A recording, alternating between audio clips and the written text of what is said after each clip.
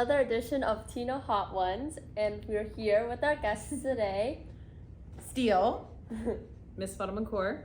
and we're going to be interviewing them while eating hot, spicy chicken and answering to some pretty spicy questions. Yay!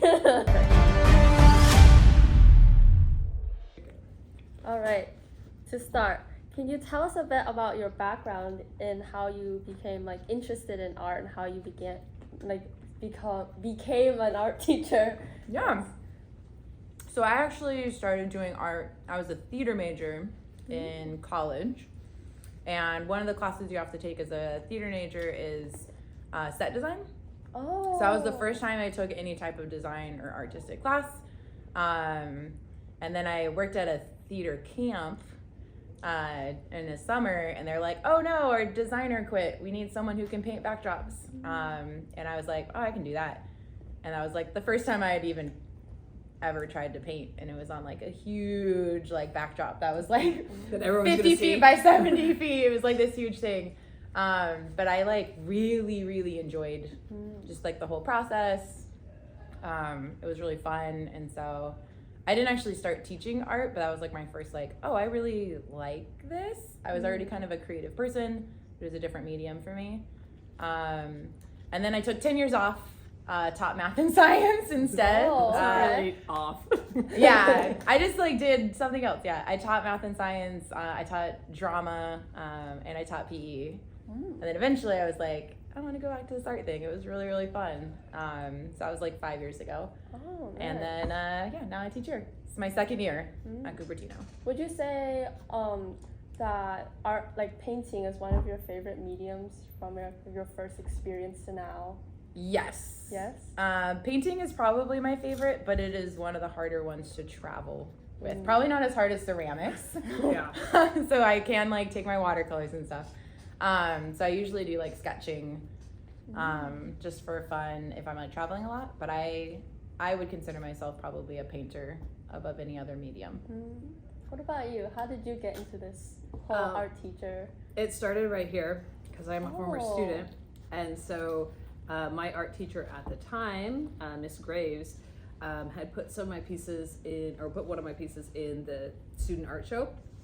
And this was at a museum. We used to have it at a museum in at De Anza College, and the person running the museum was looking for pretty much TAs for summer school programs. So I started teaching as a TA in a summer school art program in Cupertino elementary schools. So it was basically my version of Steele got me the job I have. Nice. And next question. Wait, side note on the sauces: Yes. sweet chili, no spice. Okay. Spicy mayo, little spice. Okay. What about It's you? good. You got the sauce. It is spicy. I'm definitely feeling it a little bit. All right, I'm gonna go for that one next. You should. Okay. Good. Then would you say there's a specific artist or person in your life that really inspired you? You said you had the set thing, but was there anyone who was wow, and then that was the moment you were I want to do art or art related stuff? I think it was less a person than that experience for me. We actually, when all the way through school, elementary through high school, where I went to school, we actually didn't have any art classes. So I never taken an art class. I didn't really have an art teacher. But I did find through the experience of actually just doing it, I found a lot of joy. And I that was really important, because I there's a lot of things I really struggled with, especially when I was younger. So to find something that I could just do for joy and for love, which is probably why I didn't turn it into a career until later. Of just for a long time it was just something that I did to make me happy, and that was kind of my experience. And there's obviously famous artists that I really are inspired by, and I love their stories and I love their work, but that was really kind of that's what made me an artist, not kind of being inspired by anybody else, or anything like that. Did you have any students come up to you and be you really inspired me, and made me move forward in my like art career? I think I've had a few students. I think one of the things that, especially in like a lot of classes, a lot of people like art, but they think they have to be good at it already. And so that's something I try to like really encourage students of like, no, like this is something you can do, and messing up is part of the process. And a lot of times that's part of the fun, like getting messy, making mistakes. You don't have to be good at it. And if you already think you're perfect at it, you're probably actually not a very good artist. Yeah. Because if you think you're perfect at it, you've limited yourself and you're not going to get like better and grow. And like good artists are getting better and growing their entire careers. It doesn't matter like who you are. You're always kind of revising and reimagining and reinventing. And if you've already limited yourself, you're not going to grow a lot, and your stuff's kind of going to be, I've heard the word basic a lot today. So that's kind of where I'm like, yeah, it's going to end up being basic because you're not going to have anything new to say with that. What about you? Do you have someone like? In that job that I had where I was like a TA for summer art programs, I got to work with a lot of art teachers, and I think each of them kind of inspired me in different ways. One of them was a professional artist, and he's gone on to like have a pretty like big career, and his name is Titus Kafar, and he had a really big influence on me, and just being able to see his work and seeing him on like a national level, the work that he's doing, but then know him as a person was really, really helpful, because his work is like incredibly powerful, but I also know just what a humble person he is, and to be able to see his work spreading a huge message. He's got TED Talks and stuff, and so it's like really weird. I watch his TED Talks and I'm just like, oh, like I worked with him for like a summer and a half, and it was like, wow. So I think like if there was anyone, it's those teachers I worked with, like from 16 to 20 in my age, that sort of reminded me like, yes, this is what I want to do. I want to be teaching art and then seeing their careers. Wow, that's so cool. Oh. I'm going big. You never know who your boss is going to be. Yeah, Yeah. that one's good. I might need like a calm down one. I'll try the sauces. Yes. Feel free to just take some time to eat. I like that this is sweet. It is. And spicy. Like some things are so spicy that you can't taste, but this you can still taste. Yeah. That's part of the point of Hot Ones, I think. You know, you see those celebrities crying. Yeah. It's like, oh. I was a little worried it was going to be like that. Like just spice, no taste. This is good. You have to like cook the teacher somehow, you know? Can you hand me a napkin? Like it's already spicy, like my nose is running. Thank you. So, what would you say your favorite thing is in Cupertino High School? You know? I probably shouldn't have taken a bite. No, it's should've fine. said that. Because I really like in Cupertino High School the amount of free food we get. Like, I wasn't supposed to have an interview today, but I smelled fried chicken, so I came in and I got invited to this interview. But no, like, it treats the teachers really nice. So I think a big thing is kind of like sort of a focus on like self-care and each other. So as a staff, like we're supposed to watch out for like our students and make sure they're okay. But then there's also people like our peers that are like checking in with us. And sometimes it's just fun things, like we had a chili cook-off and soup cook-off, and actually Steele won the soup contest. Oh, nice. Okay, my apron. Yeah. Red curry. That was actually spicier than some of the chilies, because I was a judge and I was trying to be unbiased, but I paid her on the side. Yeah. No, it was actually pretty like tough critic, but I will have to say, like, sometimes it's nice to take a break from the grading and the lesson planning and just sort of get to do things that are silly with your coworkers. So I like the community we have here. Yeah, I'd say it's probably a pretty big one. I'd also like people trust me a lot to do what I think is best, and what that's allowed me to do as a teacher is create the type of environment and classroom where I can support students. I've worked in other places where they're very strict on like, you have to do this, you have to do this, you have to do this, and it makes it hard to like just take a day to have fun or to play silly games or like to take some time to just like check in on each other. Like sometimes people are gonna have really bad days, and like I have room to be like kind and empathetic towards them. And so I like that I have that trust that then I also then get to see like students doing that for each other. So I have really enjoyed my favorite moments at work, or like when you, not when you see someone have a bad day, but when you see their friends or even people who aren't their friends, and then they're like, oh, can we like go help them do this, or can we do this for them? I think there's a lot of times when it's easy to forget that that happens with all the craziness that happens. But I do enjoy how often that happens here and how much I see people trying to like make the world better for the, like, at least the student population, as well as the teachers. Actually, I've gotten roped into like a lot of different things because teachers are really passionate and want to make the world better, like the climate, like activism and things. Like, it's really easy to feel empowered and taken care of in this community, and that's really cool. Nice. Wow, this trick is actually harder than I thought it would be. Okay. I'm gonna go for a second one.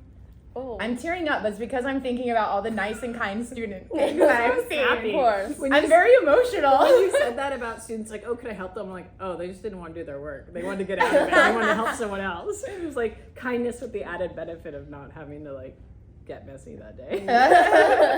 Yeah. Oh, wait, it's kind That's of why spicy. you're the optimist and I'm the pessimist. We make a good pair. Yes, you do. How do you guys feel about being like the only two, like in this art department? Do you feel like it has grown smaller, or like, do you feel like you have more freedom now it's only two of you, or like you feel a little lonely, you know? I think so. We talk about this a lot. I think there's like good things and there's bad things. The good things are like when we have department meetings, it's just like us chilling together. We can talk all the time basically about anything, and so it makes it easy to come to consensus. I think we're also really alike in a lot of ways, and like how we envision the purpose of the arts and what we're here, like our purpose together is very aligned, which is easy to do since there's only two of us to align. So it makes some of our things really nice.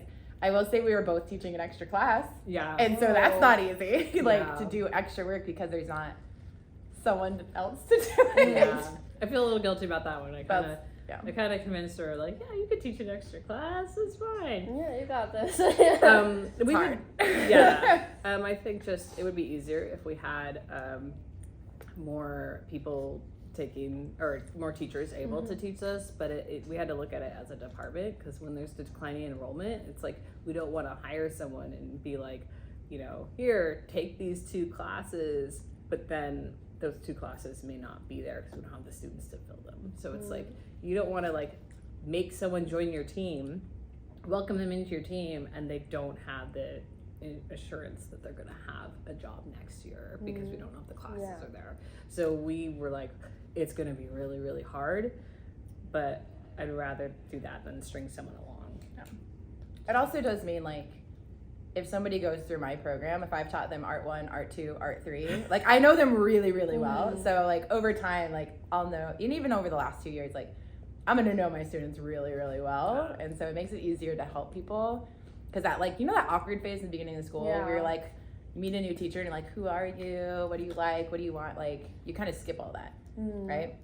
So it does make the beginning of the year easier for more and more students, because you're like, oh yeah, like you already know me, I already know you. We can go straight to like just doing what we do, and we don't have to do like, what's your name? Tell me 3 things about you, which I do actually secretly really enjoy those things because I'm an extrovert and I really enjoy getting to know people.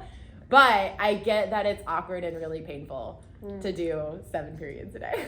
I think I'd rather eat more of this hot chicken than do those things. Please have more. Let me just eat this and not have to answer. Would you say are like the rewarding aspects of teaching art, you know, or like ceramics and stuff? I get to play with mud like every day. Oh yeah. I get paid to play with dirt. Like that's like what you did as a kid, except somehow you've made a job out of that. I mean, there's downsides too, but like it's really fun to be doing something with my hands and then showing other students how to make stuff too. Like, yeah, I think I really enjoy, like, you can make all the plans in the world, you never know what your day is gonna be like, which is like good and bad. For me, I like that because it makes every day interesting and unique. I also just really like that I feel, for better or worse, I make a difference in people's lives, hopefully for the better. But like at the end of the day, like I'm hoping that people are then inspired, or at least find something that's like happy because we were able to share this space or do something together. Hopefully I'm creating projects that are really interesting, and so it feels good to like, it feels good to make a difference in your community, right? And so like that's kind of what I do, but I also get paid for it. And I do get paid for like some days I sit down and I just like color things and I'm like, I made like a few $100s today. I like colored. Like, that's fun. It's really fun. On that note, do you have something like super memorable in your career that you're like, wow, like you just think of and you're like, did I make a difference? This is the thing, you know? Or just one project that was really fun to do overall? Probably less about projects, but I do have like students. So when I first moved to California, well, actually it wasn't even then, but a few years ago, I started out of school and I had the 6th graders because I used to teach middle school. And I just had coffee with 2 of them that are going to college this year. Oh. And it's fun that you get to kind of see, like, if you remember 6th grade, you're awkward, you're shy, like everyone's like gangly and weird. And to see somebody like grow into someone like they have passions and they have like these really big thoughts and ideas, and it's really cool to get to see that. And I think more so than any project or any individual thing, it's like the people that I connect to and getting to like see people grow and change. It's really fun. Like that's what like makes a difference for me, at least. And you? I have 2, and one's like really kind of deep. Like okay. oh my gosh, am I gonna cry? Let me take a bite of chicken before yeah, you so do then that. it's from the heat. Yeah. Oh, I'll say that one second. The first one is I had a student that went off to college for the first time, and they went to a college in DC, and they were at a museum and they saw a bunch of ceramic pieces. And usually ceramic pieces, especially like cups, aren't in museums. And she emailed me, and I don't get a lot of messages from students like after they've gone to college and stuff. And she's just like, I don't know, I just saw this and I thought of you.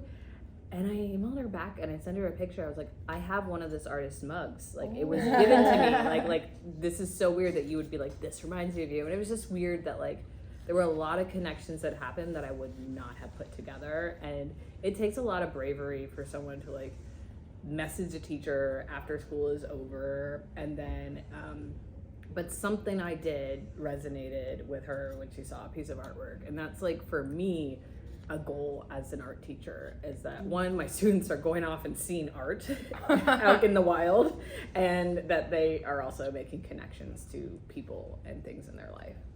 So that was really cool. And then the other one was I had a student that thanked me after graduation and basically said that they didn't think they would make it through the year if it wasn't for the class. And they were just very serious. They didn't like elaborate on it. And I knew that they had some like ups and downs, and it was never something that we opened up in class, but I always just made sure I had a space where it's like, do you need anything right now? And for the most part, it was just a space to sit down and do art. But I didn't know things had gotten to that level, and that's a hidden battle that a lot of people face, and that they decided to share that with me was something. But sometimes I don't know the impact that we have, or our classes have, or even the space has. And so that I always hold that with me to remind myself of like, maybe I shouldn't say that snarky comment, or I should just like ask like, hey, what can I do right now to help you out? I feel like art is like a place, like your class especially, it's like for a place where like people to like de-stress and like put their mind and emotions to art. And I think that's really memorable and like really cool. For some folks, for others, it is a very like, stressful class. Yeah, it goes the other way. Yeah, for some people, yeah. Because it's not the chicken. Yes. It's it's so hot. Yeah, it's not something you can just open a book. I mean, yeah, there's YouTube videos that teach like skills, but there's some critical thinking parts to it that like some students really struggle with because they haven't had a chance to practice it. So I actually try not to use the word creativity because I find it to be kind of a triggering word to students, because some students, that's in their wheelhouse, it's something they're good at doing, and other students just like, it's a completely foreign concept. Like, it triggers anxiety because they don't know how to translate that. So I use a lot of workarounds, like, let's be innovative. Or people they think they're creative or they're not creative people, and like a lot of times we forget, like, no, creativity is a type of thought process that you can learn and get better at. And you could be a beginner, you could be somebody advanced, just like you would if you're like coming into a science classroom. There are concepts and ways of thinking that you have to like practice. Art's the same way, but like art and sports are kind of the ones you're like, oh, I can either play soccer or I can't. Like, I can either draw or I can't, but like, no, it's a skill. Everyone has practiced. Everyone started with stick figures. Like, doesn't matter how good you are, right? I teach stick figures when I teach. Yeah, stick figures can be, they can be art. There's like a ton of like comics and stuff that use that. Like, it can also be something, right? It doesn't have to be a realistic, full-formed human. Anyway, that's my TED Talk. More chicken? Yes! Am I cheating by drinking my concoction? No. Okay. I want like a little, I don't want like a big one. You can dig around. That's some kind of little. Okay. Who's got extra crispy bits? Yeah, I thought it would be like really spicy. I was like scared. Like, I'm gonna double I think dip. it's pretty spicy. I'm gonna put up both. Spice on spice. Yes. that's huge. That's why I was like, that looks so big. I don't want to like eat something the size of my face on camera. They're all pretty big. They're all pretty big. Yeah. Well, on that note, do you guys have anything you're excited for this school year? You know, any like... Okay, so my first honest thought was for it to be over. Okay. That's One literally last question. Yeah. Okay. Just because there's like... No, not the interview, the school year. The school school year. year. Yeah, no, I just like, it's teaching an extra class has been a lot, and there's a lot of things in my personal life I've like sacrificed to do that. My second thought was I'm kind of really excited for the second semester. Oh, what are you planning to do? I think just because a lot of things come together. Like the first semester is a lot of times about like skill building and you do vocab and all this stuff, but like the second semester, I just find that people start getting into more of a rhythm, and I don't know, I just see more creativity and things like, oh, like I can do this, or I can like, I don't know, people just get more excited, or maybe I get more excited because I do better in warm weather than cold. But like I'm excited to kind of see how the foundation and the growth I've already seen in my students that pay off and also we get to paint, and I'm a painter, so that's like part of it. Like I'm excited to see that translate. Your bias is showing. My bias is showing that we get to do more of that, and I'm excited to see what they do with what they've learned as the basics and applying that to something more complicated. Oh no, we're not brewer sauce. Oh. Spilled her paint. It's a sad. We can save it, kind of. We can save the rest of I'm it. excited for my final. Your final? Yeah, not the test part of it, but Okay. all my students made mugs this year, and they're like miniature mugs, and then I go and buy them hot chocolate, so we're doing a hot chocolate final. And I'm just really excited. We're trying some new things with the glazing. Steele helped me out ordering some stickers, and I'm using some tape that you had ordered that you didn't want, so Oh yeah. like We're good at reusing things that we made mistakes about. I'm like always in here like, where are those brushes that you didn't like? But yeah, we're gonna do like these little mugs, and I would say I just went through the first round of grading them, and I just see this quality of work because I think the kids might actually want these, and so when they are more invested in the piece and they really like what they're doing, the pieces come out better. And that's an overall goal for me, especially with ceramics, because it's something that like once you make it, it's pretty permanent. Like it might outlive you, like if we don't drop Definitely it. gonna outlive you. I mean, if it doesn't get dropped, but like because it's so lasting, like I want to make sure that they're gonna make something that they want or that they could give to someone else. And it's just for a quick like skill drill, they're coming out pretty nice, and they're well built because I think the kids actually wanted to do something that they like. So I'm excited. I can't wait for our final when I can see all these like mugs. We'll see how glazing goes, but that's gonna be fun when I like open up the kiln and just see all these mugs. I did think of something else I'm excited for. Okay. Yeah. I got asked to arm wrestle a student, and I'm really excited to win and beat a student in arm wrestling. So I'm looking forward to that. I don't know who or when or what. I don't even know why I'm doing it. I just, Don't say where it is, but we are also supervising prom together. So I'm excited. Oh. Well, We already junior prom. have we have junior prom dates. Yeah. And that's our department. Yeah. Okay. That's gonna be fun. Yeah. Okay, last questions, I think. So your yearbook photos always turn out amazing. How do you guys come up with these ideas? And like, do you have to get up really early to like get them done?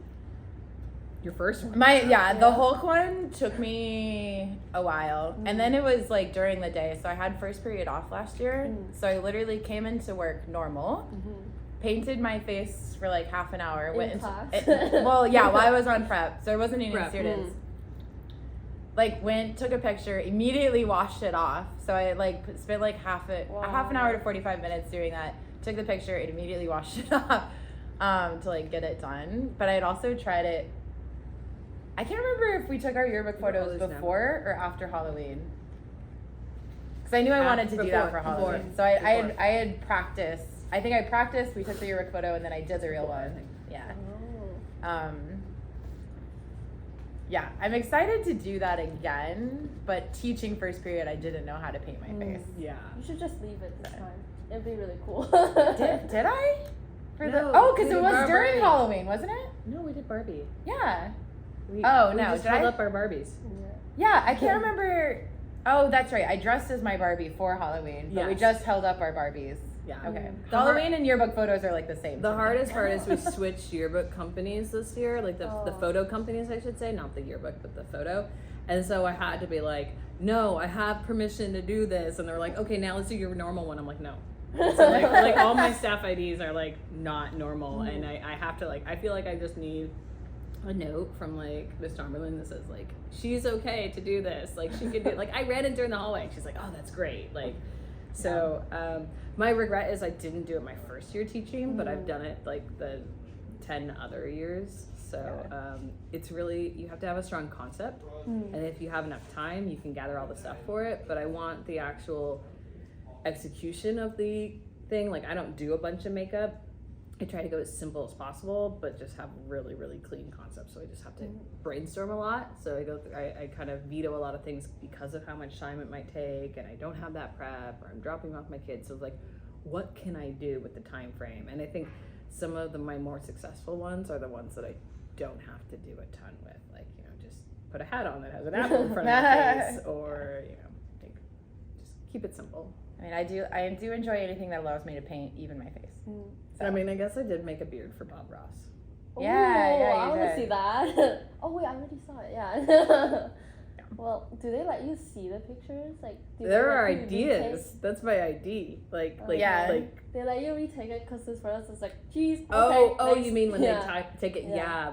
Once I explain, and sometimes I bring the artwork if it's after a piece of artwork, and I say, could you crop it like this? And when I was the Mona Lisa one year, they panned out so they could get my hands. That was not my best one, but I do think that maybe the photographer gets bored taking 2,000 of the same student picture, and so when we get in, they're like, oh, something different. Yay.